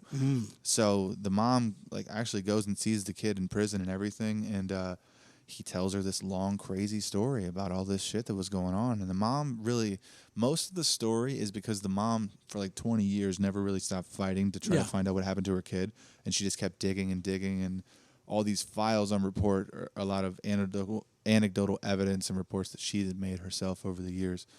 But obviously it meant something because there was legislation passed that protects children now, even until this day. But I think the big kicker of all of the ending of the story is that when he's 32, apparently it's him. the mom and dad divorced years later because their marriage goes down the tubes over this thing. This kid shows up on his mom's doorstep, and he's with someone else, and he's like a 30-year-old man. You know, he's like a guy our age. He hasn't seen his mother for 15 years. And it's like 2 o'clock in the morning, and he just goes to his mom's apartment and tells her he can't be there for very long and that she can't tell the police or anything because if he talks to anyone about it, they'll send nude photos to like his family and his friends, like his mother. Like they'll basically like they'll basically he's been in like it's crazy, bro. It's so deep. And I don't want to misquote the story, but this kid is saying that, you know, he was like being sex trafficked as a slave for years and years and doing pornos and doing movies. And that kid that was in the prison who told his mom originally what had happened to him, he actually said that the first guy he was on camera with was her son. And I mean, it just goes so deep, bro. I mean, even now, like we were watching a documentary the other day about I think it was Brittany Palmer, and what gets discovered in that case is like her whole family is basically doing what's called ancestral sex trafficking, where they're basically passing each other's children to different members of the family. And that it's prostituting them, or is it like more of a culty thing? No, it's not culty. It's neither. It's basically sex trafficking, where like not even for money. It's just where the aunts and uncles are having sex with the nephews and nieces, and everybody's in on it, and everybody's passing kids around. So it's like it's not different a cult, members though? of the family. No. And then like inviting their friends over and maybe to make a little bit of money, pay a gas bill or whatever it is. Party. It's crazy. That's insane. And what ends up coming out of that and watching that documentary is that actually like Brittany Palmer. I believe that was her name. It's a documentary that's on Peacock. But what I learned in that, which I didn't know, I mean, I know how prevalent sex trafficking is. It's insane. If you have not looked into the statistics of sex trafficking currently in 2021, it will blow your mind, like how prevalent it is. Dude, they found a truckload of kids in Ohio like 4 years ago. I mean, it's insane. It is so much more common than you could ever imagine. It's insane. But what I found out watching this documentary, that it's actually now, at this current time, it's actually more common for boys. More boys than girls are now being sex trafficked. Yeah. Which is like, because we're dumb. I can't even like wrap my mind around that. We talked about it earlier. We're fucking idiots. I guess that's what it is. That's a good idea. Maybe we should go. You guys got sandwiches? This is like a deep victim blame, and I'm here for it. We're blaming. We don't blame the girls for being sex trafficked, but the boys are like, "That's on you. That's on you. It's our fault, especially if they're white. Fuck them." Is this toxic masculinity? Yeah, but we're destroying our own patriarchy, so it's fine. It all works itself out. We're not punching down at other people. Exactly. Just let the snake eat itself, guys. If you wait like 2 more generations, we'll be out of here. Kyle, one day your son's gonna watch this and be like, "Shit, Dad, you said I'm slow." Listen, if this podcast lasts 2 years, I'll be shocked. No doubt. And no one's watching this. I don't know what you're talking about. Happy birthday. You might be slow. Yeah, he's a good dude. Though. Hopefully this is the thing they remember me for. That's what it is. This moment right here, right now. He's a good dude, man.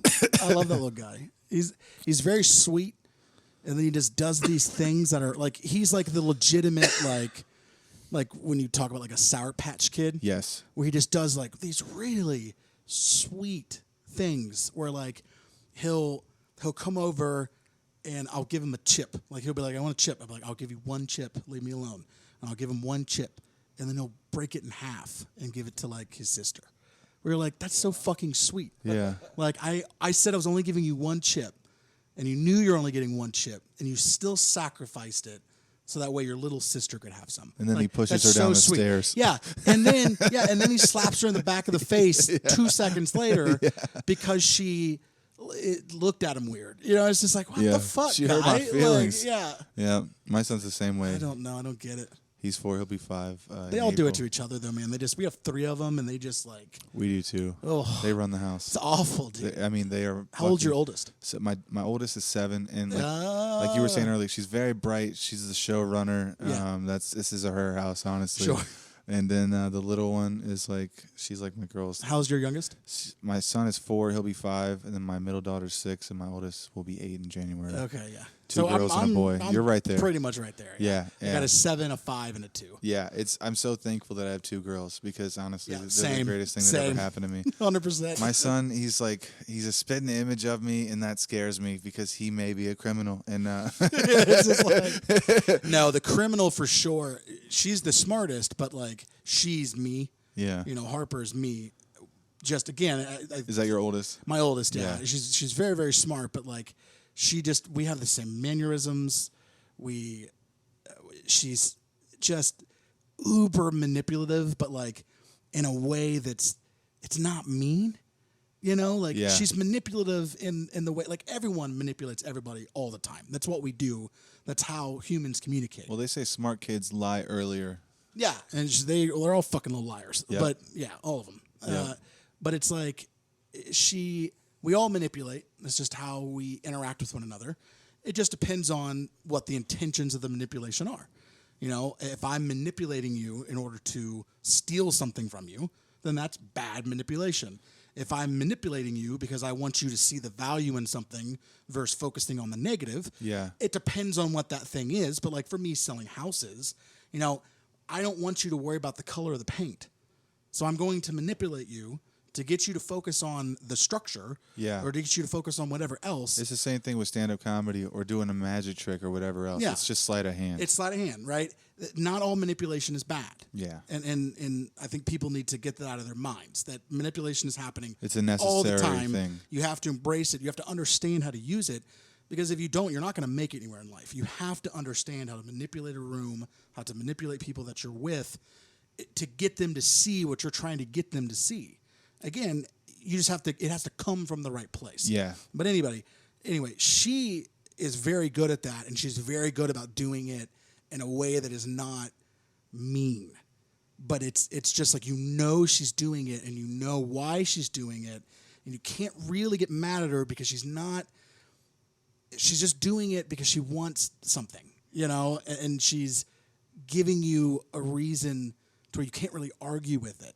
And it's like, I know that's what you're fucking doing. Yeah. So I'm not going to give it to you because fuck you. Yeah. You don't control me. Yeah. But like, I know what you're doing, and it's very fucking smart. But like, don't do that shit. Not Yeah. yet. Not yet. Not yet. You have to be tough Because you on 'em, don't too. really know how to use this. Yeah. You know, you're yielding a power that your 7-year-old brain cannot comprehend. So like, let's wait a little bit. You Yes. know, and then you can wield that shit. You could see the power of women at a young age, dude. My daughters are the same way. It's like there's just and sometimes when they can't win you over, like intellectually, they have a charm about them where you're like, all right, go ahead. I don't want to say no to this. You know, this. See, Fucking, listen, that's me. I'm gonna be an asshole. That's I'm how I gonna be get the people to do asshole. what I want. I just charm them. Yeah. You know what I mean? Exactly. Some people call it charisma. It's not what it is. It's charm. Charm, the Like, gift it's of charm. gab. I can charm your tits off. Yeah. It's like when you're I didn't even learn about all that until I played Fallout. I had no idea. I was like, this is how you become a person? Oh, you can only be certain things. I was trying to work on everything at once. I gotta The other build thing, my stats. and this is something else that people don't necessarily embrace, and they should. It's understanding, and we kind of hit on it earlier a little bit with like the different personalities. Yeah. Our personalities mold and shift depending on who we're around. And if I'm around two people, one who I don't know very well, and one who I know well enough to where Yeah. I'm comfortable, right? My personality is different than if it was just you and me, right? Or if your wife was in here, right? All of a sudden, my personality is going to shift to fit your wife being in the room. Yeah. If my wife is here, right, with me and off mic, my personality is different than if she's on the mic, right? All of a sudden, the way I'm talking, maybe the cadence, maybe the inflection I'm gonna would shift. change. Yeah, I'm Yeah. going to shift.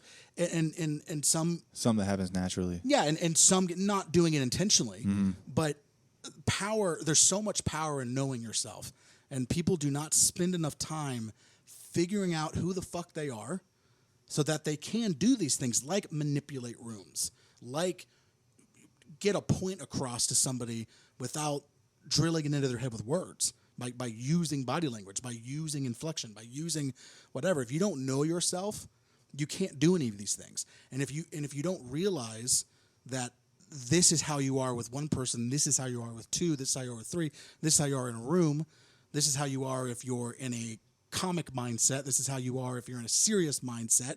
This is how you are if you're in a whatever, right? Then you have no control over your life because things are happening subconsciously and it's just happening. Yeah. Right? You have to get to a point where you know yourself so well that a lot of these things aren't happening subconsciously anymore. You're actually dictating the rhythm of how those things are happening Within the moment. so that you can, again, stay in control of whatever is happening. Yeah. And it all needs to come from a good place. Do you think that what you're saying right there is like a balance of this physical world and kind of like that mind's eye, almost subconscious level that we live at and that we don't really understand? Because is this subconscious like thought process or visualization process over here that feels so familiar is that the place that we're really coming from, you think? And so I think what it is people, again, they spend so little time really getting to know themselves. It's why there's, especially in males, you have this like extreme lack of emotional intelligence, right? Where everything deduces itself down to anger, or everything deduces itself down to this one singular emotion, because they can't break apart the difference between sadness, apathy, anger, confusion, right? They can't even separate those things. It all just go. It's like kids, right? Everything just goes to anger. Yes. And you have to explain to them at a young age, hey, you're not mad. That's testosterone. You're sad, right? That's what you're feeling. You're sad because they laughed at you, and that made you sad. You're not mad, right? So if you're sad people don't punch, right? That's what angry people do. You're not angry. You're sad, and you're confusing those two emotions, right? Anger isn't okay, right? We need to figure out what the actual emotion is, but children have an excuse to not understand that. A 30-year-old man who punches a hole in drywall, there's no excuse. Yes. You're not taking the time to figure out who you are, what you are, and you're not figuring out what your emotions stand for and what they mean and how to control them. Yeah, when you figure out who you are as a person and you really play your position, it makes everybody's life around you easier. So I think, including you. Yeah, and I think what that is to like go back, I guess, to your question, but people spend so little time getting to know themselves that when they learn even just basic shit about who they are and what makes them tick, all of a sudden, like, this whole realm opens up. It's like, no, the realm has always been there. Yeah. You just didn't see it. You're just being connected You know? to the subconscious. You're just now tuning in. Yeah. You just turn the radio up a little louder. You can see that there's also, You know? there's two windows. There's like the soul window, and then there's also what's physically going on. That's what I was trying to say a while ago. I got confused because I'm kind of stoned. And we've been going at it for a while. Yeah. Fucking mental masturbating with each other. Yeah, you got the lag. Yeah, I got the lag, the jet lag a little bit. Yeah. I was trying to catch up to you. My Wi-Fi signal was fading and shit. How long have we been going, Jeffrey? I was about to say we're at an hour and 27. Cool. Okay, yeah. This has been a lot of fun, dude. Oh, thank you, sir.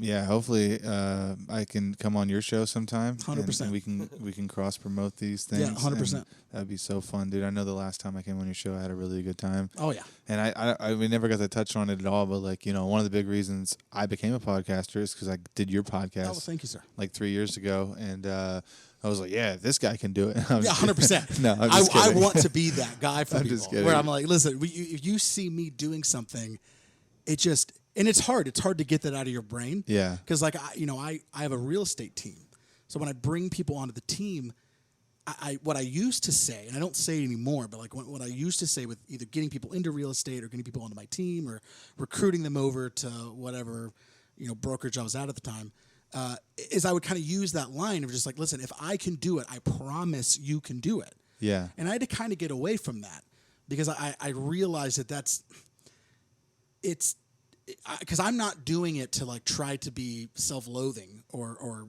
whatever the word is. Like, that's not why I'm saying that. I genuinely believe that there's nothing special about me, that anyone can do it. Yeah. You're just the guy that's trying. I'm not tapped into something that you're not tapped into. Mm-hmm. I don't have abilities that you don't have. Like, there's nothing that separates me from you, right? I wasn't raised wealthy. I wasn't whatever. Like, there's nothing There's no difference between us. Maybe so you if just I put that if I energy can do off, this, too. then why the fuck can't you? Maybe you know? put that energy. You're one of those people that put that energy off without saying it. Like you're like your energy is motivational almost. Maybe Yeah. that's what it was. And I just picked that up off you. I also thought it was cool that like I had never met you or your wife anymore, or in person before, and we all met. We watched a movie together, which is super interesting. I way love to- that. Yeah. To do a podcast. I still love it. And then like we got to know each other through the narrative of the movie. Yeah. It was just so cool and interesting. And I was like, I don't know. I'd never met anybody who was like so cool the first time you meet them. And it was just like welcome into personable. their Yeah, home. I love and- it, man. That's my favorite way to crazy. do it because it's just like there's this. I live for those like awkward moments. Yeah. Where I know the other person kind of feels that. Yes. And depending on what kind of mood I'm in, I'll like push that awkwardness just to make it because I just revel in knowing that I'm comfortable and that the other person isn't. Yeah. And I just like, I don't know, that's cool that I can exist in that space where I'm like, if I want to make them more awkward, It was fun. I can, and it doesn't make me feel more awkward. That's even better. There's Like, something interesting about being awkward because it kind of makes you a little more open and you vulnerable. have to. Dude, the most important thing, my Lord, if I die tomorrow, I would like the one like sentence that gets repeated out of my mouth for centuries is be vulnerable. Yeah. Like, holy fuck, it is life-changing. When you can put yourself in a position where you don't care about the outcome of what it is that you're doing, when failure does not matter to you, because what even is failure, right? When you can get to that point where you can be completely and totally open to a situation, it's life-changing. Yeah. You can go from being broke, penniless, jobless, whatever, to being a multimillionaire just by simply embracing unknowns and by being vulnerable to situations, being vulnerable to what's happening around you. If a door is closed, you're not going to know what's inside the room. It's the same thing with human beings. If you're closing yourself off to what's around you, clearly, it's like when you do a podcast, right? Are people going to go, I wonder if Johnny Woods has a podcast? Let me see if I can figure that out. No. Is that ever going to happen? Never. No. You have to tell them about it. What's going to happen is that they're going to see a link or they're going to see someone tagged or whatever it is, and they're going to come across it that way, right? No one is going to wake up. Same thing with real estate. No one's going to wake up and go, man, I want to buy a house. There's that Kyle Steele guy that I knew in high school. I wonder if he buys and sells houses. Yeah. That's not going to happen. Without any pre-existing knowledge whatsoever. Without any type of reference point. Yeah. It's not going to happen. So like you have to put yourself in that place. Business is not just going to come to you or whatever it is, Yeah. right? Whether it's business or listens or fame or whatever it is, it's not going to come to you. That's not how that works. You're not going to be doing a show at Wiley's and some guy at New York, from some New York-based talent agency that's connected to SNL or Groundlings or whatever, right, is going to be like, man, that guy's fucking great. I'm going to get him in. That's not how that works. Yeah. It's just not. Can that happen? Sure. Is it going to? Absolutely not. Probably not. That's definitely. not how it works. Yeah. So- There's a low Very, very, expectancy. very low Yeah. res situation that happens, Yeah. right? So in order to get those places, you have to just embrace that unknown, embrace that vulnerability, put yourself in the positions to where you can succeed. So it's like when somebody gets called on stage or whatever it is. Like, I don't think success is random. I think when you have a successful thing or a successful venture, it's basically opportunity has now met preparation. Heart preparation, You've been preparing your entire life for this moment, and here we are. You now have the opportunity. So Yep. preparation, meet opportunity, boom. Now you're doing whatever it is that you wanted to do. Yeah. So none of it's random. It's all it really isn't. It looks that way to people from the outside in who just think like, oh, it must be This easy guy all of a to do sudden blew up, podcast. or this guy like when Must I be got easy into to do stand up or be a successful real estate agent or when I whatever. got into doing. real estate, it wasn't overnight, but it was pretty quick. Yeah. In my first year, I don't remember how much I had, but in my first year, I had like over $5 million in revenue or in sales. Yeah. So it's like, that's not unheard of, but like, that's definitely not typical, like not Right. even close.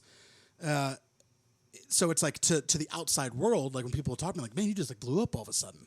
I'm like, it did not feel all of a sudden. It felt yeah. like I'd spent the last 10 years Grinding trudging your through ass. shit, Yeah. working jobs I hated you know, and did whatever to get to this point to where I Yes. had this opportunity and I took it and boom, here we are. Like, Yeah. that didn't happen since I got my real estate license. I was preparing for this shit when I was in the Army in 2010, you know, and getting off drugs and doing whatever else. Yeah. Like, that's when that happened. You saw it all. Like, you then. just saw it happen within the span of 2 months. I promise it was 10 years in the making. Yeah, it is, man. It's not an easy road being successful either. I think it's just as hard, if not harder, than failing or just becoming average or mediocre. Yeah, you can fail at the things that you can not want to be doing a job and get fired from that job. Exactly. Like, you can fail at the things that you do not want to do. Yeah. So it's, you know what I mean? Like, That's why I push so hard at like, why not do the thing you want to do? comedy Because if you and- fail at it, it's the same fucking thing that happens with the shit you don't want to do. you know? Exactly, dude. Like I could get fired tomorrow. Like I don't work tomorrow, but you know what I mean. But you still get I still fired. could. You could call me up, like, hey man, don't need you You're fired, on yeah. Monday. Fuck off. Yep. That's why I push so hard at this, dude. And you're a huge inspiration, Kyle. Like I'm so thanks, glad sir. you came here today, dude. Like not only are you a personable guy, but it's nice listening to someone talk like that has a perspective that you do, because you're so. I don't know how you say it. You're just, I don't know. You're just like a he's not niche of a intelligent. fucking I'm charming. person, I'm dude. charming. You're charming, but you got this like wealth of knowledge that's not like normal at all, and like you really. It feels. I'm telling you, it's all perspective, dude. Yeah. If you just change your perspective on like what like maybe intelligence is or what knowledge is, like once you change that perspective, people start seeing whatever they want to see.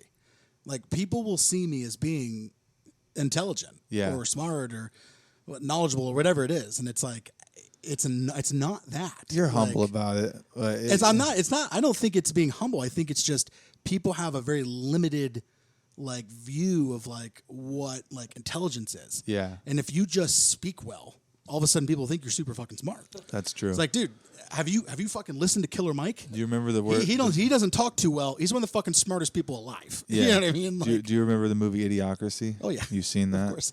How smart he is, just because it's in relation to this Yeah. wild existence he's living in. I feel like we're there. You know where to- All you got to do is start a I podcast. just love and people how are like, we should listen to him. My favorite was that a Mike Judge? I think it was. I think it was. Yeah, that was a great film. Oh, you know who Dax Shepard was actually Yeah, in that. he He played was. that huge fat guy. Yeah. No, Dax Shepard plays the balls guy. Oh, that's right. He's not the guy on and the he's couch. I think he's his attorney or something. I thought he was the guy on the couch for whatever reason. No. That was someone else. Dax Shepard plays where he actually opens up in his house. Yeah. And he's like trying to get his attention. He's trying to make him shut up because he's watching the Ow My Balls show or whatever it is. Is that Luke Wilson? Yeah, he was Luke like, you got to Wilson's stop the- watering the crops with Brondo. So they're while with Gatorade. I want to go back and watch that. I got to show my kids that shit. Like, this is your documentary This is your about your future. future. Yeah, 100%. Oh man, dude. Yeah, this has been a fun night, man. Yeah, I I appreciate it. appreciate you coming, buddy. Jeff, thanks for being here, dude. You totally rocked out tonight. Pleasure being here. Thanks for having me, guys. Yeah, didn't even realize you were here. Yeah, I'm just kidding. That means You I were did so a good helpful. job. That's right? it. Yeah, you did a good job. You did, dude. You were switching the cameras and stuff, and we'll watch this back. Kyle, I'll send this to you when it's out, guys. Thanks for watching. If you made it this far into the episode, I have no idea why you did, but thank you so much. So please, while you're here, just go down there to the bottom of the screen, hit subscribe if you're watching on YouTube, and then please give us a 5-star rating on Apple or Spotify. It really helps a lot. So have a good night. Kyle's hoodie matches his vape.